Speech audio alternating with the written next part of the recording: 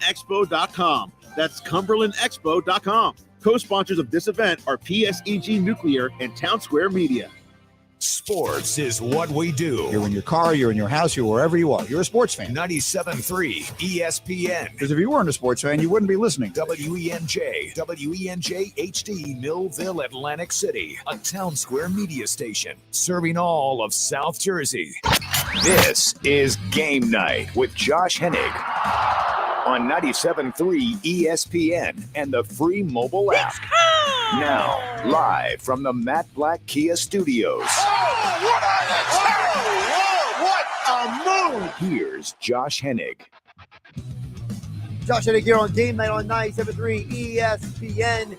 Eagles preparing for Thursday night football, which you can hear right here on 97.3 ESPN.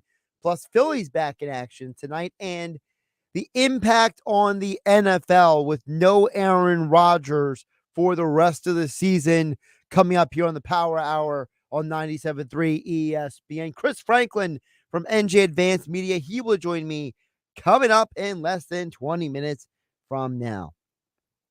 As always, you can join the conversation at 609-403-0973 and your DMs into the 97.3 ESPN mobile app powered by First Bank of Sea Isle. So a few things to get to here at the top of the show.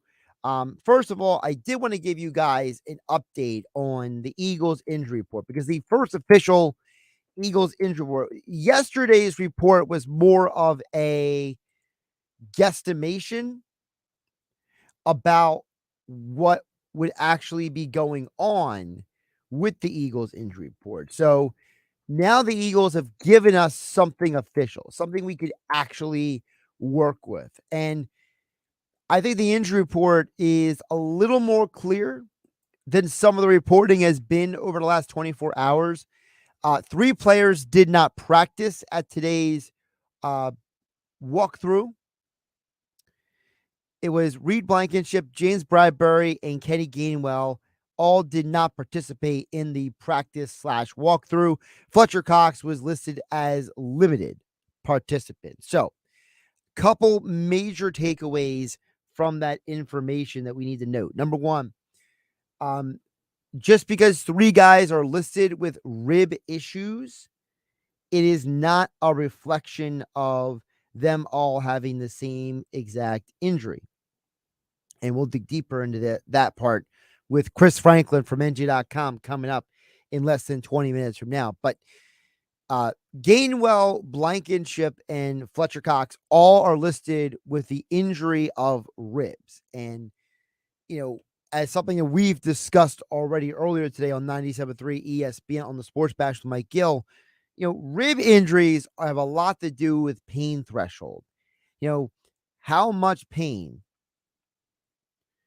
are you willing to put up with if you are a player? And I think that is the key to this whole thing. I think that it's very important to keep that in mind. So it's not that Blankenship and Gainwell cannot play on Thursday night. It's just a matter of how much are they going to be able to, grit their teeth and push through. Because realistically, if Blankenship or Gainwell do not play on Thursday night, it's not going to be the end of the world. To me, the Bradbury not practicing in the concussion protocol is much, much bigger of a deal. And I'll get to that in a second. But, if Gainwell doesn't play, you can go with Swift, Penny, and Scott and really not lose anything. It's not like DeAndre Swift or Rashad Penny or even Boston Scott are grotesquely less players or they're so much worse than everybody else. No, they're very talented players in their own right. And I think that for me, if I had to kind of walk that line between should or shouldn't Gainwell play, look, if Gainwell is really that banged up that he couldn't participate in a walkthrough practice, then I'm going to assume that just don't play him on Thursday night. Let Swift and Penny carry the load. Let Boston Scott be the alternate and move forward with that. And I think that is That's at least the way I would go with the game. I would go with the idea that you don't need Gainwell, right? You don't need him to win the game. Blankenship is a little more complicated because Blankenship was a tackling machine, basically, in your last game. And I don't know exactly how that would impact because Justin Evans and Reed Blankenship got the majority of the snaps at safety, and Terrell Edmonds got the third most snaps, none for Sidney Brown. So no Blankenship would mean it would mean Edmonds and Evans are playing together, and then Sidney Brown would be the primary backup. So for me, that's how I look at this. I look at this as, okay, can I get away with Gainwell not playing? Yes. Can I get away with Blankenship not playing? If I absolutely have to, yes. That's how I look at it. But the Bradbury concussion protocol thing is much more of a eye-opener because if anybody saw any of the Vikings game on Sunday, the Vikings, they got some receivers out there. And Jordan Addison has already shown in one game what he is capable of if Kirk Cousins is given time to throw. Now, again, the Vikings don't have a very good offensive line. So, how much of the struggles that we saw from the Vikings offense was purely because of the offensive line.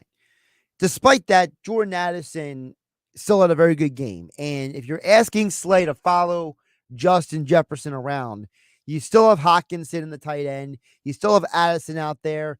You still have other guys who can be offensive weapons and be dangerous for that Vikings offense. And without Bradbury, you're losing a key player on your defense. And consider the fact that Bradbury is a better zone coverage guy than man coverage guy. And factoring in the reality that you played a lot of zone last week against the Patriots team that has a lesser offensive firepower than the Vikings do, no Bradbury and putting Josh Jobin is definitely going to be something to keep an eye on. And then, of course, adding into all that, Nakobe Dean today officially put on the injured reserve list. He will be missing at least the next 4 games. They have brought Nick Morrow up to the active roster, and they placed Rashad Evans on the practice squad. So my working assumption right now is your starting linebackers on Thursday night are going to be Zach Cunningham and Nick Morrow. And either Evans or Van Sumeren are probably going to have to be called up to the main roster because you don't want to go into another game with only 3 linebackers. And because Van Sumeren also can have a role on special teams, he may be a guy that would make sense because you already got one spot for Aaron Sipas. He's still on the practice squad. You have to call him up to have a punter and a holder for Jake Elliott's kicking. And at this point in time, no matter how frustrated I am with Sipas, the punter, I have to admit that if Sipas is the key, the Jake Elliott having another big field goal game, and if there's a specific connection or a specific alignment between those two, then you can't break that up. You got to ride with it. The other part of this conversation is Sipas did punt better on Sunday than he did most of last year. So if we can get a competent Sipas moving forward, I think the Eagles are doing good. So those are some things to keep in mind with the latest Eagles injury report. Josh Hennig hanging out with you here on Game Night 97.3 ESPN FM and 97.3 ESPN mobile app powered by First Bank of Seattle. Chris Franklin, NJ Advanced Media, Eagles beat writer, joins us coming up in about 10 minutes from now. Now, following up on everything I just said, because we mentioned the Vikings, we spent a lot of time talking about Sunday's game, and we're going to start transitioning to looking ahead to the Thursday night game. Coverage begins at 7 p.m. right here on 97.3 ESPN. When I look at this upcoming matchup. I understand that the Vikings did not have a good first game of the season. All right. I am well aware of that. But I'm not going to ignore the other side of that equation. And the other side of the equation is just because a team is a bad day doesn't mean they're a bad team. I understand the Vikings don't have a great offensive line, but they still have a ton of weapons. And Justin Jefferson is chief among them. Justin Jefferson has the talent to take over a game by himself. And with no James Bradbury potentially for Thursday night, I have a concern that even if you get Jefferson to slow him down, you still have Jordan Addison out there. You still have KJ Osborne. You still have TJ Hawkinson. You still have other weapons on the Vikings team that are of concern. And even though Madison is not some high-level, dual threat running back, they do have a guy like Myles Gaskins who can catch the ball out of the backfield. So no Nakobe Dean, no James Bradbury on Thursday Night Football. You might be in position to have to get into a shootout.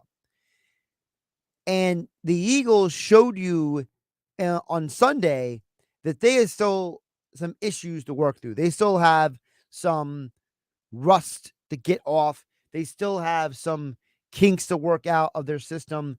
They're not running like a well-oiled machine right now. You can't let the Vikings get into the position where they're forcing you into a shootout. That's not how you're going to be able to control that game to win it on Thursday night. You, the Eagles, have to dictate that game, the pace of the game, the style of the game. And the Vikings have a couple solid offensive linemen on the left side. Darisaw and Cleveland are solid, good NFL offensive linemen. The problem with the Vikings O-line is the center to right for me. Bradbury at center, Ingram at right guard, O'Neal at right tackle. Those are two guys who got abused last week by Tampa. And if you're the Eagles, the key to winning this game, and I'll give you a key already on a Tuesday, but I think it's something that most people know. The Eagles' defensive line has got to get after Kirk Cousins. You got to stop him. You can't let him just sit back there and pick you apart, because you saw what happened against the Patriots. When you gave Mac Jones time to throw and some of those soft coverages with the poor overlaps in the zone, Mac Jones was able to have a good day. Kirk Cousins is a better, more competent, higher level functioning quarterback than Mac Jones. And again, no Dean, no Bradbury. Hawkinson is arguably one of the 5 best tight ends in the NFL. And even if you slow down Justin Jefferson, you're not stopping him for an entire game. And between Osborne and Addison, they have both shown that they are more than capable of picking up the slack when Jefferson gets double and triple teamed. So those are some thoughts on the Eagles. Coming up on the other side, Josh Hennig hanging out with you on Game Night on 97.3 ESPN FM and 97.3 ESPN mobile app, powered by First Bank of Seattle. We'll dig deeper into the Eagles. What does the injury report mean to Chris Franklin, NJ Advanced Media Eagles beat writer? Well, we'll ask him next with the latest on the Eagles here on Game Night on 97.3 ESPN. This is the radio home for Philadelphia Eagles football. It's the home opener as the Eagles host the Minnesota Vikings on Thursday Night Football at the Link. And the gun again is Cousins. Big chase. They've got him! Eagles radio network coverage begins at 7 p.m. Merrill and Mike call all the action starting at 8:15. This is South Jersey's official home for Philadelphia Eagles football. 97.3 ESPN, South Jersey's Eagles station.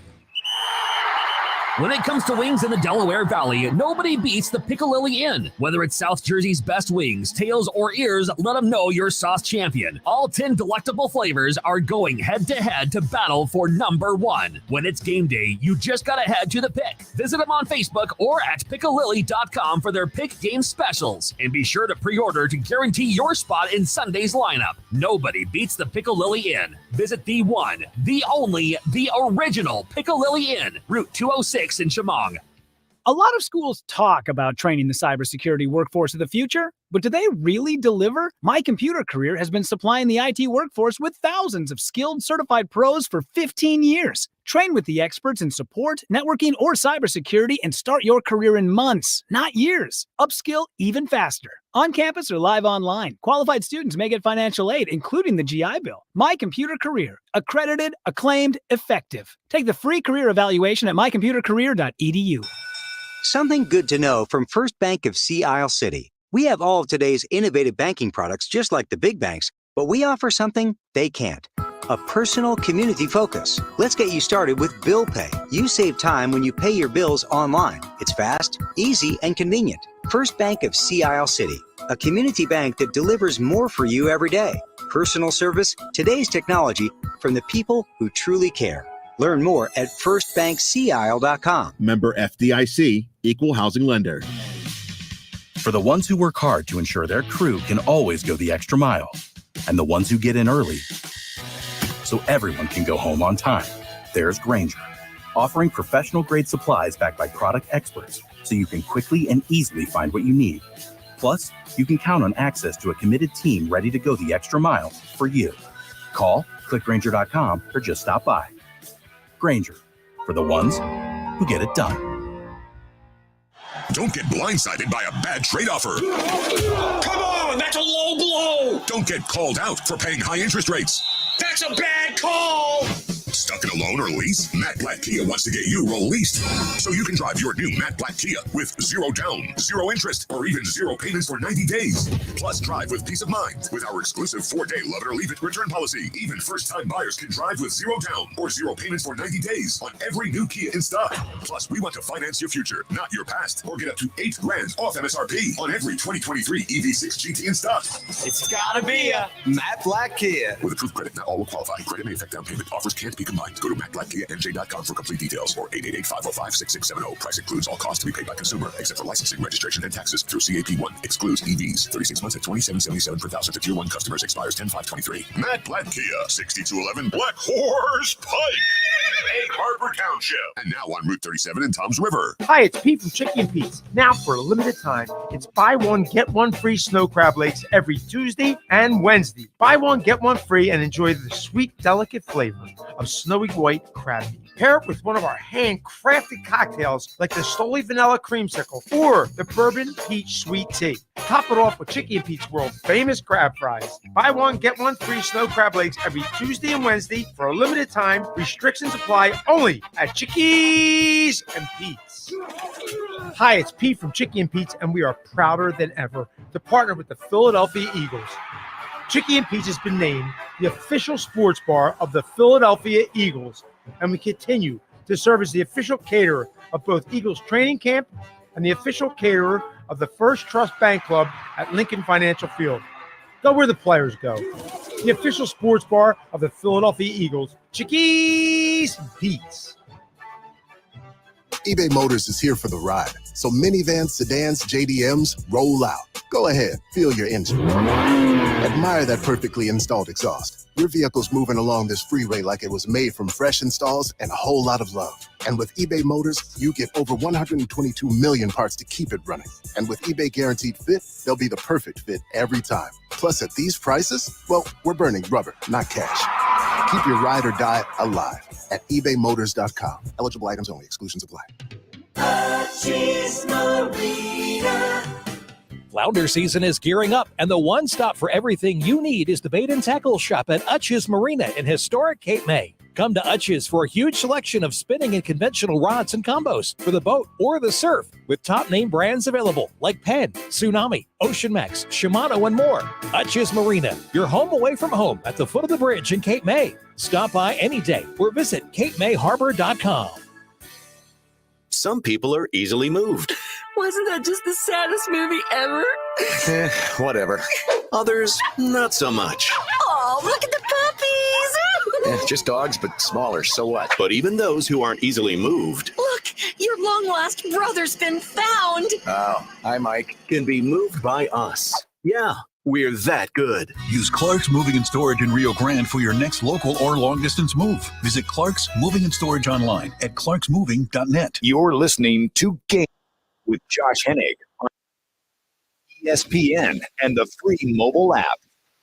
Let's get more into the state of the Eagles as they are coming off of the first game of the year. But they got some injuries to deal with ahead of Thursday Night Football. Of course, you hear him now. Mike Quick call the action right here on your home for Eagles football in South Jersey, 97.3 ESPN. Chris Franklin, he covers the Philadelphia Eagles for NJ Advanced Media, NJ.com. And he joins me right now here on Game Night on 97.3 ESPN. Chris, the good news is the Eagles won. The bad news is the Eagles won. How you doing? This is the rare win that felt like a loss. It really felt like a loss. It was like, oh, wait, 20 Eagles. What's going on here? But yeah, that was the game already. So let's start with the injury, because I think that's the thing that I think a lot of fans out there are trying to decipher right now. I was telling people last night that, don't read too much into the injury reports until they come out Tuesday and Wednesday. So now that it is Tuesday, first we got 3 guys listed with ribs as an injury, but 2 of them were listed as DNPs. 1 of them is an LP. So talk to me about Gainwell and Blankenship. I think it's one of those things where I think he's going to be up for. I wouldn't be surprised if it was a game time decision going up with those guys, or even I wouldn't be surprised if tomorrow when they come up with official designations, maybe they make them questionable. It could be a little bit dangerous if they can't play too, in terms of those guys' health. But Gainwell was used a lot. He was pretty banged up in that first game against the Patriots. Blankenship also threw his body around as well too. So I think when you look at both of them, at least with Gainwell, if you lose him, you're losing the pass catching guy, guys who show some quickness and some burst, but at least you have DeAndre Swift available. You can activate Rashard Penny. At least if you lose Blankenship, you're losing arguably your best safety in that defensive backfield secondary, which is going to be necessary when you got to face Justin Jefferson. Yeah, I was saying before you came on for a second, Gainwell, if he needs to miss a game, I'm not upset about it because at the end of the day, you've got other running backs to play that for. But, you're already without Nakobe Dean for the next 4 weeks. He's put on the injured reserve list. So now, if you're without Blankenship and Nakobe Dean and with James Bradbury in concussion protocol, now you're being forced into a situation where you might have to mentally prepare for a shootout on Thursday night. Yeah, and that's something that, initially you thought may have gone into the season, because you thought maybe the defense needs to get a little bit acclimated to Sean Desai's system. But now it was like a necessity now looking at this, and coming off that performance they put on against on Sunday against the Patriots, you start to question, like, are they going to be sharp enough if that actually happens? Because, Minnesota's going to look to avenge that loss against Tampa Bay, but the Eagles are still trying to figure themselves out. So that offense needs to connect and connect fast, because they're going to be relying on heavily on Thursday night. Now, I will acknowledge the Vikings offense themselves did not look great either in their first game of the year. So do you think the Eagles can do to the Vikings offensive line what Tampa did to their offensive line, considering, Chris, that we were told the Patriots don't have a great offensive line, but yet Mac Jones at times was picking apart the defense? I mean, I think that's the way you throw out a good defensive front is you get the ball out quickly and you utilize the screen game and the slants and the outs and that. And I wouldn't be surprised if you did it again, because when you look at Christian Jericho, he's dealing with an ankle injury, their left tackle. So it's not bad enough that you still got to worry about Jalen Carter in the middle. You got to worry about Son Reich on the left side. Now all of a sudden, Josh West becomes even more of a problem for the Vikings. So you're looking at that and you're thinking, you know what? Maybe that's the way. Maybe you see Justin Jefferson running those quick wide receiver screens, see if he can break a tackle from a defensive back and picking up 10, 15 yards with that, because if Kirk Cousins has to stand back there in the pocket and needs like 4 or 5 seconds, I don't think he's going to get many opportunities to get that. So it's going to be a lot of the same. I think you'll see a lot of the same, and maybe some play action just to get those linebackers to creep up just a bit so that you get those receivers to go past them. And it doesn't take as much time to throw those types of routes. We're talking with Chris Franklin, covers the Eagles for NJ Advanced Media at C Franklin News on the Twitter X platform. He's joining us here on Game Night on 97.3 ESPN. Josh Hennig hanging out with you guys on a Tuesday night. Chris, you mentioned about play action. You know, do you think that this game could literally just on Thursday night, I'm not trying to get too far ahead of ourselves, but I mean, if you're talking about play action, I mean, could literally one play action just completely offset this entire game? Considering, like I said, these are two teams who offensively did not look great in week one. And we know that both these teams are more than capable of putting up 35 to 40 points. Yeah, I think it will be, because when you look at, you're going to know these guys. You lost Kobe Dean, so now you have Christian Nellis, Zach Cunningham, and you'll get to see Nicholas Morrow too. You're going to see those three guys, and you got to wonder if they're going to try to be too over aggressive at times. Know they want to make a play on Madison, trying to stop early, especially early on when you're all amped up. You know you want to try to throw a shoulder into him. Maybe they take advantage of that and have him, and they just get sucked in, and next thing you know, you got Hawkinson going right behind him. That's another guy that you got to really worry about in this offense now, especially with the loss of Dean. So, yeah, I think it's very possible, especially on the Vikings side, to see them use that. And I think it could. Who knows, if they don't keep it in check, it could be some very quick drives going down the field. Chris, when you talk about some of those drives, talk to us about on the Eagles defense that Kobe Dean, he is going to be out for 4 weeks. The more important question isn't less about Dean and his foot, because we know he won't need surgery. The question is, what are they going to do with linebacker? Because you already only had 3 on the active roster. You just called up Nick Morrow for the practice squad. Evans is on the practice squad instead of Morrow. I mean, do you consider calling up like extra linebackers for Thursday night's game, or do you think the Eagles, continue to, roll the dice and hope they only need 3? I think you'll still see 3, and it'll be a two-pronged approach. We spoke to Christian Nellis today, and it sounds like he's going to be wearing a green dot for this upcoming game. So when you got that, you need him on the field for most of the time to make sure you set the defense. But I also think you'll see a couple of safety, especially with the way that the Minnesota Vikings like to pass the ball. I wouldn't be surprised if you see one of those linebackers go out and they use a lot more safety. So maybe you see Terrell Edmonds up there playing that linebacker spot. Maybe you see Justin Evans, or dare I say it, Sidney Brown. Maybe you see him will get some more run and play next to either Ellis or Cunningham. Probably Cunningham. I'd probably play him on those passing a little bit too. I think he's a little bit better in space when it comes to coverage. So I don't think you'll see Rasheed Evans come up. Although I think the more and more, say if they have issues going the next 2-3 weeks, maybe you elevate Evans, a guy who can do what, who's got experience in playing middle linebacker. Maybe you pair him up with Cunningham and see what you got there. So I think you'll see more of the same next week, and just hope that these guys learn their lessons from week 1. You mentioned learning lessons from week 1. Talked about Sean Desai. Game 1 as the Eagles D coordinator. Do you think that he did an adequate job, not adequate job? Because from my perspective, Chris, I felt like there were times that the coverage in the zone was way too soft and way too loose. But I don't know, was that because of the players executing what Desai was calling, or was some of that on Desai for calling some of those defensive schemes? I think when you look at looking back at some of that video, I think some of them was miscommunications on which way to do it, and some of them were, and a lot I think were a part of it.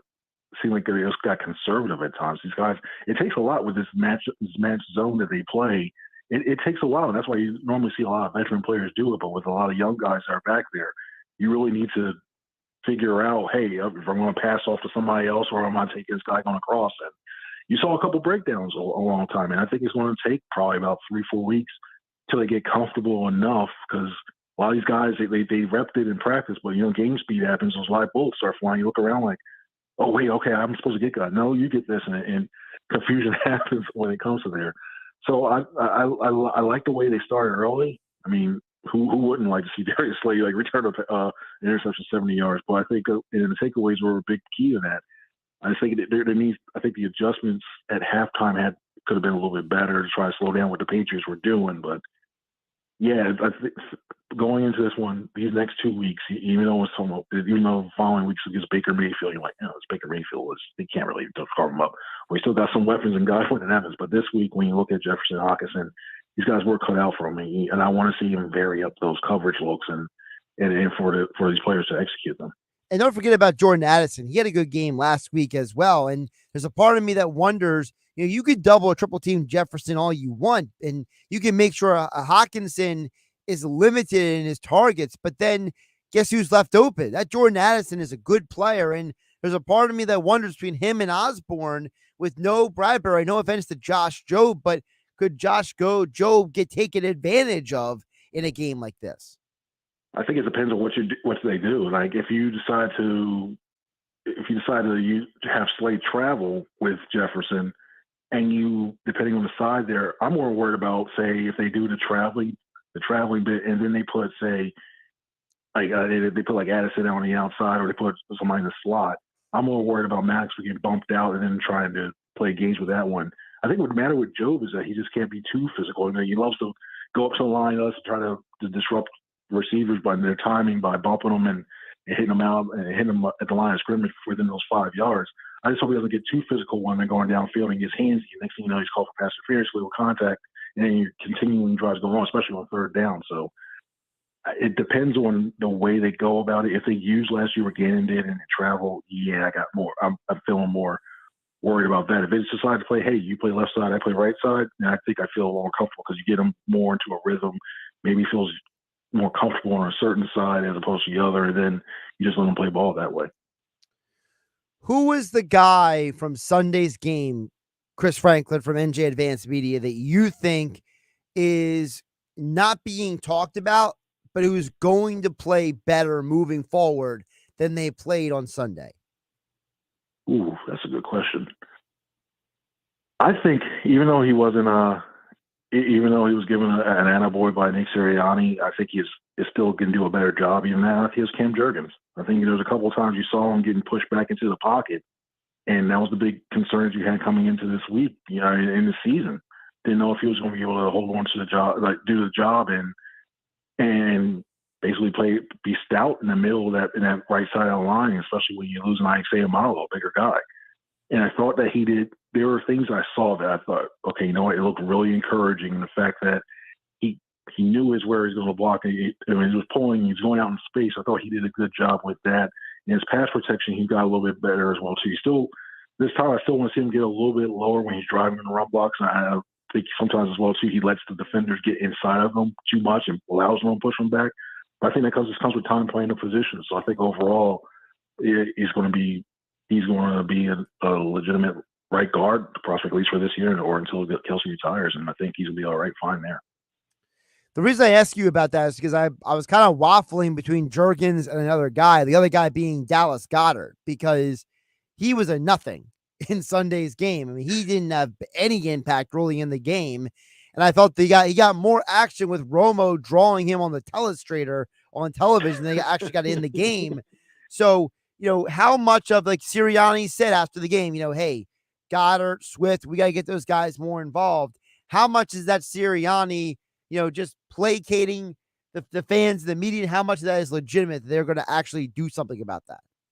I think it's twofold. I think it's not just Sirianni in terms of like saying tight end screens or that. I think there's also those Jalen Hurts and finding them. There were times that I can't wait to see the All-22 because I remember seeing it in live action. He was wide open. And if Hurts had either a second or two to look at the other side of the field or throw down, he would have seen him, and then he would one of them had the potential of being a touchdown as well too. I think it was like the third or fourth quarter. But there were opportunities there where he was open and he just didn't get the ball. And when you look at it, Dallas Goedert's going to get his touches. He's going to get his targets too. I wouldn't be surprised if when we look back at this at the end of the season, like, yeah, remember the time we were talking about week one, he wasn't going to touch his. The next thing you know, he's in the top 5 in tight end targets, something like that. And it's pretty reminiscent of that first game against the Detroit Lions where you saw Devonta Smith not really get the ball and everybody else did. So I'm not too worried about Goddard as of now. If we're talking 3 or 4 weeks in and he's not doing anything and you see the drops or he's not being targeted at all, And I think you have a bigger issue in terms of the offensive scheme and play calling and everything else like that. But I still think he's still a good tight end, and I think he'll be fine after everything's said and done. Couple more for you, Chris, before I let you go. When you look at, because we mentioned about the offense, we saw a lot of quarterbacks struggle NFL week 1. It wasn't just Jalen Hurts not having his Jalen Hurts type of game. It was Joe Burrow. It was Lamar Jackson. There were a lot of guys. Kirk Cousins, he didn't have his typical statistical output, right?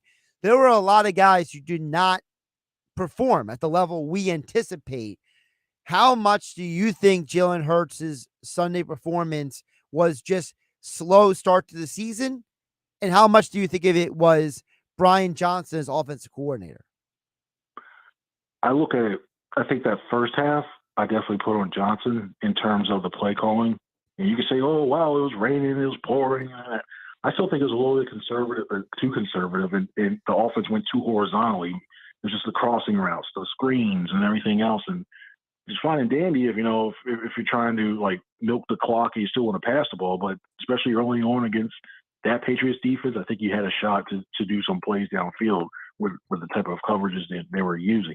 The second half, I think it was more on Hurts. And when you look at some of those decisions, you look at the fumble, I look at that and think that's more him. And I wonder how much not playing in the preseason, getting that quick speed of it. You can do the joint practices, you can do the regular practices against the first team, but after a while, even then, they still know what's coming. When you start seeing this increased speed with it being a regular season game, I wonder if it took a while for him to catch up to the speed. And maybe he gets a little bit better in the second game. I think he will be.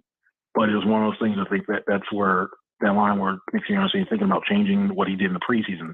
I really think he may see like actually either the first or second preseason game next year, because it just seemed like everybody was like a step behind. I know Sirianni talked about that when the media asked him that question. I don't remember who asked him the question, but I know somebody did, and he said, "Hey, I'll take that into consideration." But like we've seen other teams where like Dak didn't play in the preseason, but yet his team went out and destroyed the New York Giants. So it's like, I don't know. I mean, Chris, how much does playing versus not playing the preseason really matter in all this? I think when just like regular things, like when you look at the eye level, when it comes to just processing what a defense is doing and just changing things in different looks, I think that plays a little bit of a role in it. Now, if the Eagles were playing the Giants, I think they would have put Hung 40 on, because whatever the Giants were doing, and briefly looking back and watching some of those game clips, that was just atrocious what they were throwing out there in those sites. Like, what are you guys doing? But I think when you look at the Eagles in terms of that, I really think playing in preseason games, it doesn't even have to be a whole entire quarter. Just get a couple series, get a series or two in, just to get a feel for it. I mean, we heard Nick talk about getting the running backs in there so they could take a hit to get simulated for the rest of the season. Do the same thing to the quarterback. You don't say you have to drop them back like 10 times in that time, but get them used to the field, get them used to getting the huddle, the play call, the audibles, and everything else. I think that does better help with the processing, and then also when it comes to getting the flow of things.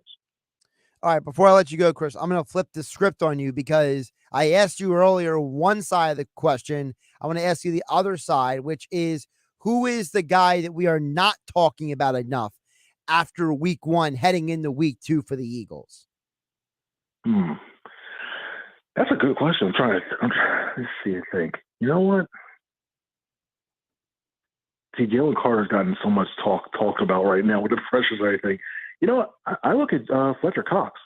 I think he had it for a guy at his age, how long he's played in this league, to go out there and still be as explosive and disruptive as he was. I thought that was pretty good to see. I mean, everybody, when you think about the money he was getting paid, you bring him back for another year, you know, to go like, oh, wow, why are they bringing Fletcher back? Why are they doing this? But when you look at the fact that you can attribute Jalen Carter's early success, you can attribute Jordan Davis's success. When him getting a sack, that's another guy you can look at. You can answer for that as well too. You look at what they're doing, and you have to point the direction back to Fletcher Cox, because he's been mentoring them. They've been listening to every word he's saying. They've been hanging out around him. He's making sure they're on the right track. So eventually, when he does move on and retires, they're ready to become Eagles, and that's the same thing. But when you look at his play on the field, he was getting jump on those linemen. He was getting inside. He was setting up his pass rush moves like he's always done, and he was getting some serious pressure in the middle. And When you think about that rotation, when you have Fletcher Cox, Davis, Carter, and you throw Milton Williams too, another guy who's doing well. In that interior, they could put a lot of pressure on these quarterbacks. But I think he deserves, even though we talked about him for so many years beforehand, and he's almost taking on a way. He's almost taking a back seat to Carter and Davis. When we talk about him, I think he deserves a lot more attention. He's Chris Franklin. Give him a follow on Twitter, X at C Franklin News. Check out all of his coverage of the Eagles. NJ Advanced Media, NJ.com. He joined us right here on Game Night on 97.3 ESPN. Chris, always appreciate you jumping on. I know you're nose to the grindstone until Thursday early morning, but then you get to catch your breath, okay?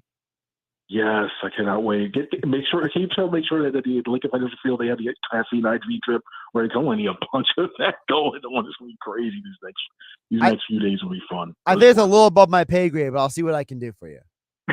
Thank you. Josh Hennig here on Game Night on 97.3 ESPN FM, 97.3 ESPN mobile app powered by First Bank of Seattle. We'll check on the text board. Coming up next, I see George from Summers Points text at 609-403-0973. George and more of you guys coming up next as we wrap up the 6 o'clock hour here on 97.3 ESPN. You haven't downloaded the 97.3 ESPN free mobile app? Well, go get it now to follow all the Philly sports teams at 97.3ESPN.com. Powered by First Bank of Sea Isle City. It's that time of year. Gear up for game day with food, fun, and drinks at Resorts Casino Hotel. Catch every moment at DraftKings, Atlantic City's top sportsbook, with a brand new food menu starting September 15th. Don't miss Resorts' first Major League Eating event on September 30th, featuring world-famous eater Joey Chestnut and group to Atlantic City's #1 show, Disco Inferno, every Sunday at 8 p.m. Resorts Casino Hotel, one of a kind. Go to resortsac.com. Gambling problem? Call 1-800-GAMBLER. Every piece of land has a story. Some right there is behind the wheel of a John Deere 1 Series tractor, like the Upshaws. This is my tractor Penny. It's all about attention to detail. But the Nelsons love cruising around their expansive Montana ranch in their John Deere Gator UV. We've been here since 1868. While the Caggianos drive a John Deere zero-turn mower to keep their Long Island brewery looking sharp. Don't call me, don't bother me. I'm going out to mow for a couple hours. Run with us and start telling your story. Learn more at johndeere.com/radio. Flounder season is gearing up, and the one stop for everything you need is the bait and tackle shop at Utch's Marina in historic Cape May. Come to Utch's for a huge selection of spinning and conventional rods and combos for the boat or the surf, with top name brands available like Penn, Tsunami, Ocean Max, Shimano, and more. Utch's Marina, your home away from home at the foot of the bridge in Cape May. Stop by any day or visit CapeMayHarbor.com. I've been taking Nutrafol for about a year. I've been taking Nutrafol just over 4.5 years. My hair was thinning. I just gave birth. I was under a lot of stress. I like Nutrafol because it's drug-free and the #1 dermatologist recommended hair growth supplement. My hair feels thicker, stronger. The breakage is less. Nutrafol has taken me back to the hair I was meant to have. Join the 1 million people growing at Nutrafol.com. That's Nutrafol.com. Does your roof or siding need replacement? Score a touchdown with Frank Vincent Windows and Roofing, the trusted name in home improvements for more than 60 years. Call Frank Vincent today at 609-641-2389 or visit frankvincentwindowsandroofing.com for a free estimate. That's frankvincentwindowsandroofing.com. Frank Vincent Windows, Siding, and Roofing, and make your home look new again. At Bank of America, there's one question we ask our customers to learn what matters most. It's not, how much money do you have? It's not even, how much money would you like to have? No, our question isn't about money. It's about you and what you want to achieve. Because that's what's most important. So, what would you like the power to do? Bank of America. Bank of America N.A., member FDIC, equal credit opportunity lender. For the ones who work hard to ensure their crew can always go the extra mile, and the ones who get in early so everyone can go home on time, there's Grainger, offering professional-grade supplies backed by product experts so you can quickly and easily find what you need.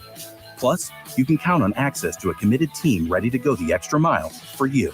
Call, click Grainger.com, or just stop by. Grainger, for the ones who get it done. The power's out at our house. Ah, coffee table. But since my family has storm-ready Wi-Fi from Xfinity, they can stream and game like usual on all their devices all over the house. Oh, who moved the couch? So everybody stays connected while I just try to find a seat in the dark. Oh, cactus? Can I get a little help over here? Yeah, bro. Just let me finish this boss battle. Sure, go ahead. Medic! Now you can get fast, reliable internet on the Xfinity 10G network and get storm-ready Wi-Fi when you upgrade, so you can stay connected for up to 4 hours, even when the power goes out. Only from Xfinity. Go to Xfinity.com, call 1-800-XFINITY, or visit a store today. Restrictions apply. Storm-ready Wi-Fi limited to customers within range of 4G LTE cellular signal. Speeds reduced to 30/7 megabits per second. Actual speeds vary. For more details, visit Xfinity.com/stormready. Some days I cover up because of my moderate to severe plaque psoriasis. Now I'm hitting the road with clearer skin thanks to Skyrizi, Risankizumab Riza, a prescription-only 150 milligram injection for adults who are candidates for systemic or phototherapy. With Skyrizi, 3 out of 4 people achieved 90% clearer skin at 4 months. And Skyrizi is just 4 doses a year after 2 starter doses.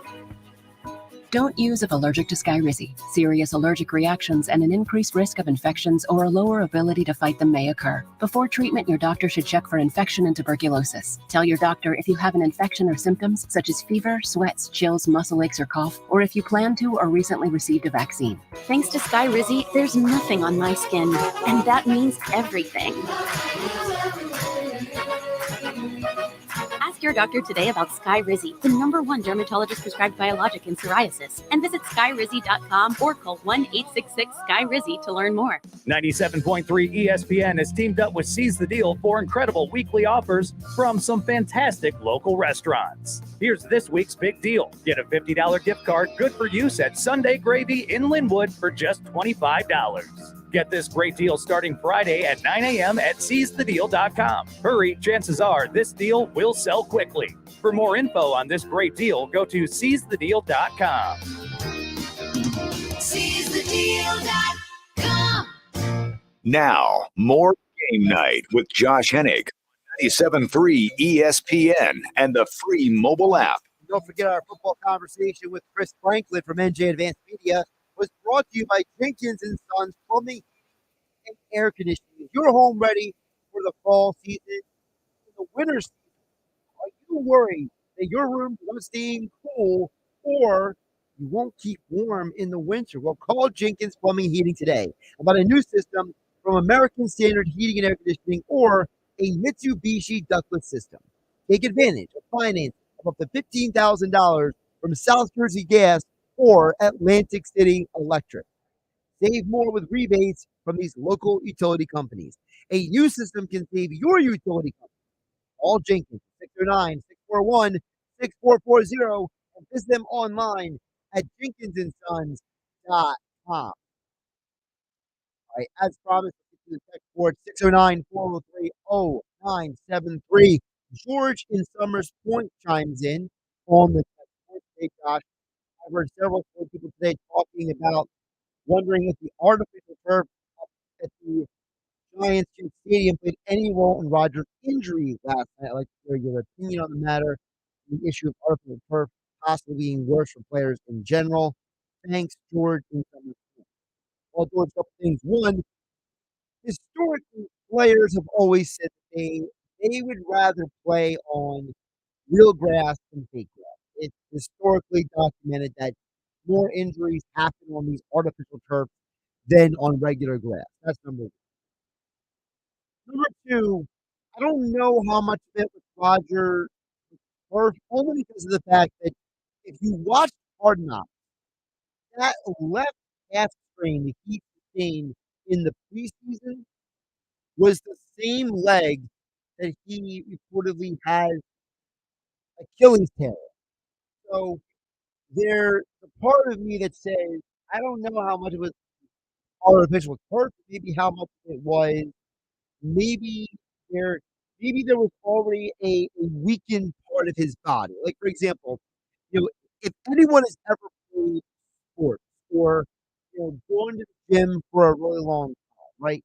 If you're someone in your late 20s to late 40s, they use that 20-year age, and you've had any injury, your shoulder, your knee, anything, right? Anytime you tweak that injury and not necessarily re-injure yourself, but you are dealing with pain and discomfort again, swelling or whatever it may be, you are reminded about how that injury is already a weakened area, maybe not do enough rehab or whatever you want to call it. Not maybe not rehab necessarily, but you did not spend enough time preparing your body for life post injury that you notice that it's a weakened area of your body. And that's kind of how I look at the Rodgers situation. I know for me, I've had numerous injuries over the years. Some of them are because of sports, some of them are just because of life, right? Like when I injured my back, what was that? 2015, I slipped and fell in my apartment. I made the dumb mistake of wearing socks or walking, quickly around, hardwood floors. I slipped, I fell, and I hurt my back, right? Or, for example, when I've injured both my knees playing sports. But for the rest of my life, those areas of my body are always going to be in a weakened state because unlike a professional athlete, I don't have the access to the type of rehab and medical resources that other people do. I would love to do rehab for some of the injuries I've sustained in my life, but because of various reasons, average people like you and me, George Summers Point, don't have the access to that type of medical care, technology, and resources. So for Rodgers, there's a part of me that wonders because he was so intent on getting on the field and playing and all the other stuff that he's involved in that, maybe there was a little bit of neglect. Maybe there was a little bit of not enough rehabilitation, not enough strengthening of the calf area that then when his Achilles had to get bent the way it did last night, the way his ankle completely bent sideways, there's a part of me that wonders, was that Achilles already weakened because of the calf injury that he had? And I think that's the bigger issue than the turf last night. I think the turf, I didn't see his foot get stuck necessarily because of the turf. I felt like his foot got bent because of the way when he turned and the defensive lineman was taking him down. I felt like that was more the reason. Now, of course, I'm not a medical doctor. I'm not a sports science expert. And I did not stay at Holiday Inn Express last night. So I don't know if maybe there's some empirical data out there. There's some actual concrete science and research behind if Achilles tears are more likely to happen on one surface versus another. There may very well be. But my inclination, George Summers Point, is to say that Rodgers sustained the injury because he already had a weakness from the strain in his calf he had during training camp, and that was already well known. Remember, if you watch Hard Knocks, there was concern like, ooh, is Aaron Rodgers okay? Something happened to his Achilles or his ankle in the preseason a month ago. So maybe we should have saw this coming. And you know what? I think it's a great warning to other athletes that, you know what? If you sustain an injury, if you go through something, you got to go through all the steps of your rehab. You don't skip, you don't cut corners, you don't say, I'm going to tough it out, I'll be okay. Because if Aaron Rodgers, with the best rehab and medical care that he has, had what he happened to him, then what happens for the rest of us? Now, the flip side of the Aaron Rodgers question is, what does this mean for the NFL? I think that there's a team out there that benefits greatly from the Jets season potentially going downhill. And I'm not predicting doom and gloom because for all I know, Zach Wilson could go out there, have competent quarterback play, The Jets go 9-8 and they make the postseason. But I do think there is a specific team in the AFC that's going to benefit greatly from the Jets situation. And I think that team is the Los Angeles Chargers. The Chargers, for me, kept being the team that I felt like was on the outside looking in of the postseason, because looking at the AFC, you got three potential teams in the AFC North, the Ravens, the Bengals, and the Browns. In the AFC South, it's definitely Jacksonville. Tennessee is on the outside looking in for me. In the East, before the Rodgers injury, it was the Jets, the Bills, and the Dolphins. Well, now I look around the AFC and I say, well, the Dolphins and Bills are going to make the postseason, barring any crazy injuries for those teams. And if you have two or three teams make it from the AFC North, one team make it from the AFC South, you're already at 6 teams. So who is going to compete for the final wildcard spots? Without the Jets being a prime-time, high-caliber team, the Chargers might be the team that sneaks into the postseason, and they may try to save Brandon Staley's job, even though he probably shouldn't save his job, because Brandon Staley is arguably one of the most overrated coaches in all the NFL. I do feel bad for Robert Saleh. I mean, this organization put all their eggs in the Rodgers basket, and he gets injured. I'm Josh Hennig. This is Game Night. Catch you tomorrow. Health Update with Robin Stoloff, empowering you to live a healthier life. General rule of thumb, if it tastes sweet, it must not be good for us. Well, not in the case of sweet potatoes. Don't let their sweet taste fool you. They're actually chock full of antioxidants, vitamins, and nutrients.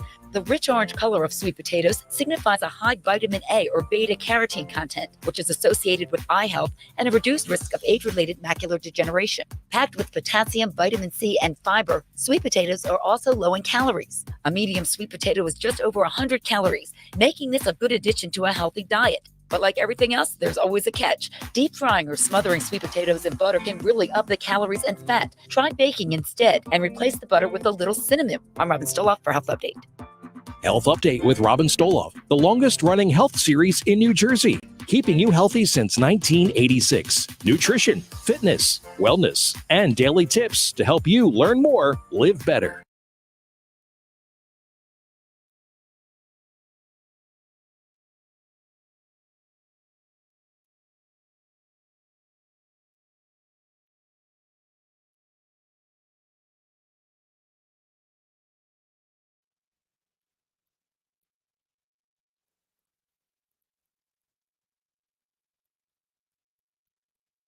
Coming up on the next edition of the Sports Bash with Mike Gill. Hey, it's Mike Gill coming up on